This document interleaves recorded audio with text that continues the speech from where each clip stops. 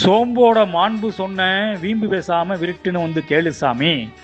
பல பயனும் தெரிஞ்சாலும் தெரியாத சமாச்சாரம் தேன் சொட்ட மலிஞ்சு கிடக்கு சாமி சுகமான சோம்புல. வானட்ட சொன்ன உனக்கு வகையறிஞ்சு கேளு சாமி.